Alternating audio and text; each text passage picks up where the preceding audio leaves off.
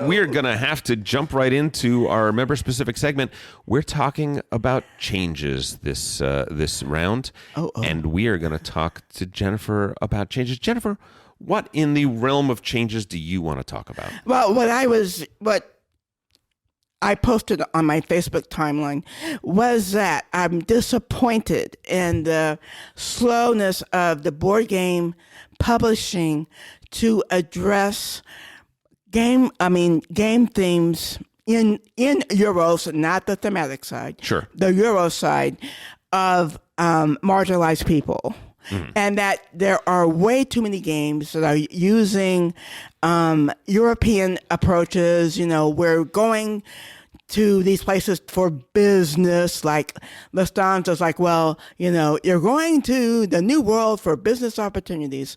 Now, what does that mean? Why are we still saying that in 2020? You know, I mean, I just don't understand that. You know,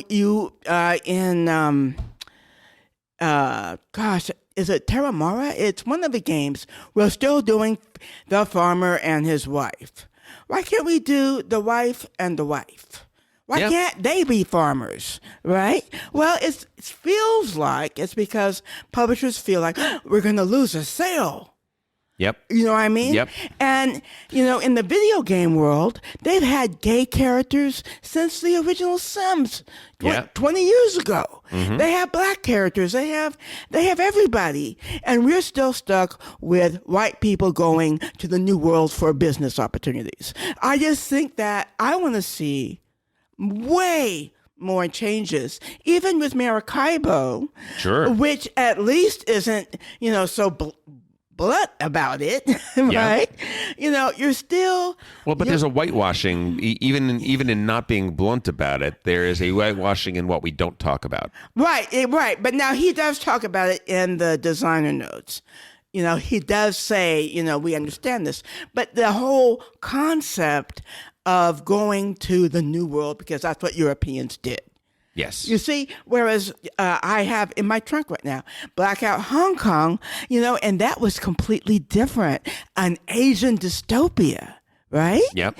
And that is not the Europeans coming in and doing blah, blah, blah. Sure. You know, and I liked that theming, and I felt that theming was far more, you know, looking further than so much of a very tired, you know, farmer wife, the business opportunities in China as we as white people go into China and get our butt kicked, you know? Now, is it, just devil's advocate, Sure. is the reason that we have this, that Euro games and games in general, right, before Euro games, most of the games were war games. Right. Right? They were either these family games or they were war games. Axis and allies.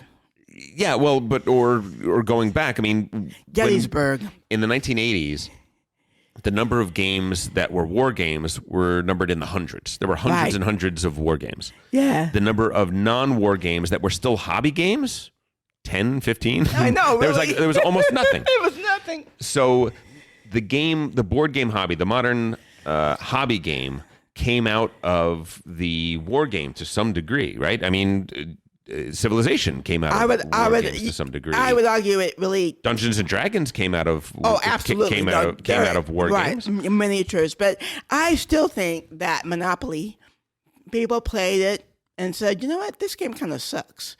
But I still like the mechanics. So I'm a mechanics designer. Sure. Right? And so I'm going to use the mechanics, not of Monopoly, but just coming up with games that focus more on mechanics versus either conflict or, you know, the problems with Monopoly.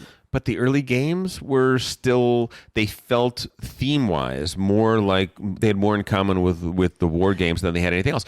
But Puerto Rico was... No. Let's go back to the biggest early Euro, and that's Settlers. Sure. And it had no wargaming in it. I look at it as a war game. I don't want to play Settlers with you, Tom. It's fine. It's fine. But you're still. I am building this road to make it so that you cannot build that road. I am building this settlement that's not to lock off. I guess we're talking about it in different ways. I'm basically abstracting it down. Right, but okay, so to me, there's a big difference between a conflict game and a war game. Sure, okay, fine. I guess my point is this, is that what you're talking about to some degree is a problem for games that have historical settings, right? Right, absolutely. But even some games that have future settings have not done well in diversifying the type of people that are represented in the game. The new reprint of Dune. Right. They're all white characters. Right. All of them. Yeah. And Dune, so, you look at the new movie of Dune coming out, what a tremendously wonderfully diverse cast. Right. And so what's up with that? Why is it all white characters when they had an opportunity to make that change? But they don't do it. Well, everybody knows about white people. Well, yeah, and we're tired of knowing. Some of us are tired of knowing about only white people. I mean, agree. Okay, guys, I am black, but my son is biracial. So this is no kind of hate white people kind of thing.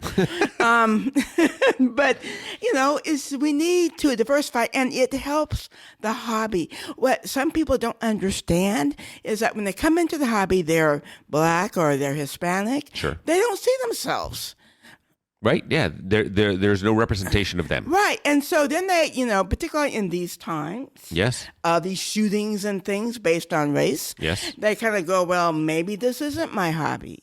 Right. Maybe I need to go back to my celebrity worshiping that I was doing before I showed up at the con.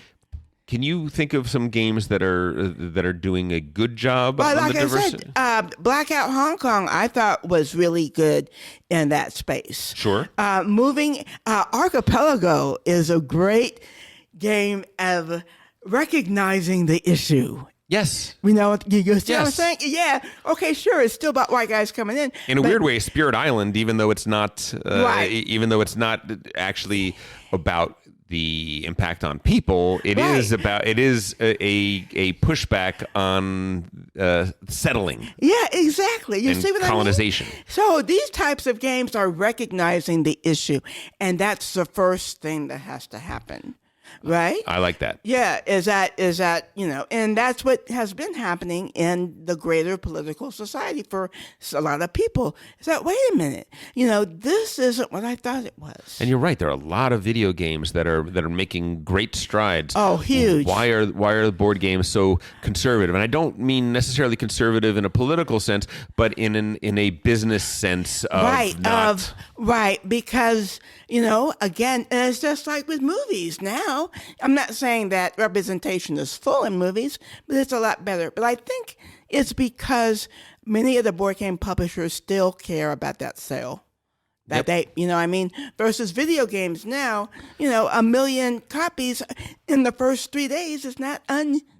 Do you think it's the publisher or do you think it's the designers? I mean, no, it's definitely the publisher because the designers of La Stanza, for example, they could have put it there, but the publishers can totally wipe that out and retheme the whole thing. Do you think Alexander Pfister was told that he needed to do a Caribbean thing, I don't know, and I don't even know if Alexander Pfister actually made it Caribbean. Do you understand? Because Euro games are about mechanics. Yes. So you can put mechanics anywhere. But it seems to me like it's still the designers that are the ones that are theming the games, and the number of times when the publisher steps in and forces a retheme. I mean, I'm on Twitter with these people, and there is a much but greater. I'm just saying, at the end of the day, the publisher is responsible. I don't hold designers responsible. Okay. Well, if the impetus to do games with these themes that are problematic are coming from the designers, I think we do have to. No, hold them to I think the publisher has to come back and say, you know what? Everybody's tired of the Caribbean. All right. Alexander, All right. I see that. why don't you come back? I mean, Great Western Trail, even though, again, no black cowboys, but, which the cowboys were black. There were black but there's no representation. Sure. Another missed opportunity. That the publisher is the one who's publishing, and they have to say, hey, you know what? We're tired of this. I used to get these little games online, and they were, kind of like Euro type games, and they were all white. And so I wrote the publisher, and I said, are you promoting the Ku Klux Klan here? Is that Good for you. Good for you. And guess what? They started painting the faces brown. I'll say Tricarion is a game that does a really good job of representation. Yeah, exactly. Right? Every board, you can flip it over to the other side, and you get the opposite. It's wonderful. You get the opposite gender. Yeah. The characters that you play, the magicians, have some, maybe not as much as I would like, but they have a decent amount of diversity in terms of race and ethnicity. Right, and so they're not so worried about the MAGA people. And that was a game that was put out very independently. Right? I love that game. Tricarion was developed. I love developed very, very independently.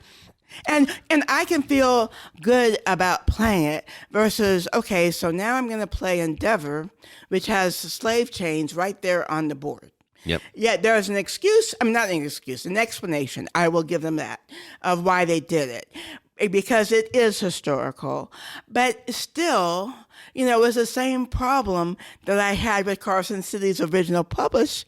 Did you ever see the original Carson City? No. With the chink in it? No. Yes. Wow. Well, what happened, according to the Belgian designers, is that their word for a servant was chink.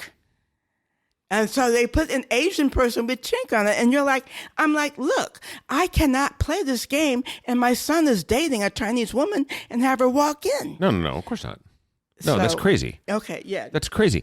Yeah. We were talking about this before we recorded, and you brought up Marco Polo, which I thought was really kind of fascinating because you were saying that it's still the Western Europeans that are going out seeking commerce and business and going into these far-flung places.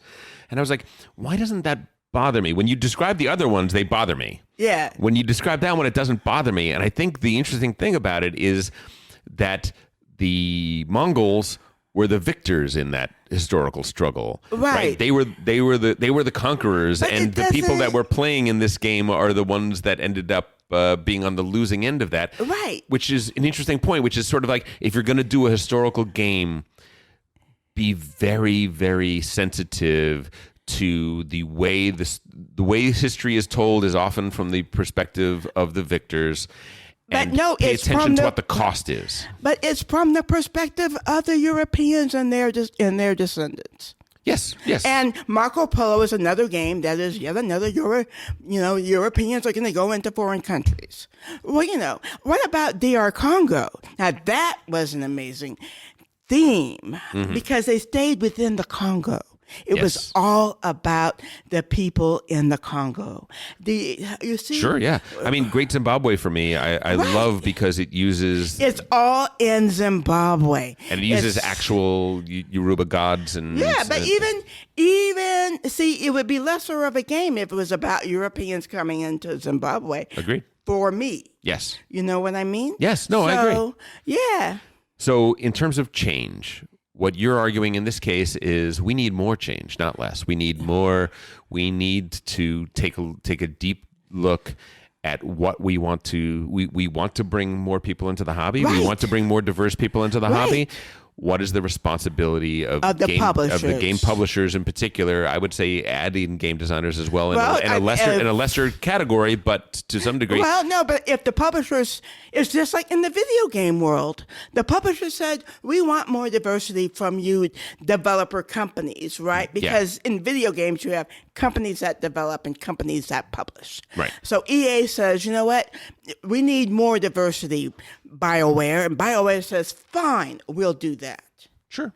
And that's what we're not seeing because apparently they care about every dollar. But if you saw Strategicon, way more Black people. Oh, yeah. Way more. Now, these are dollars that you could be looking for, but instead, you still want to talk about Christopher Columbus, you know?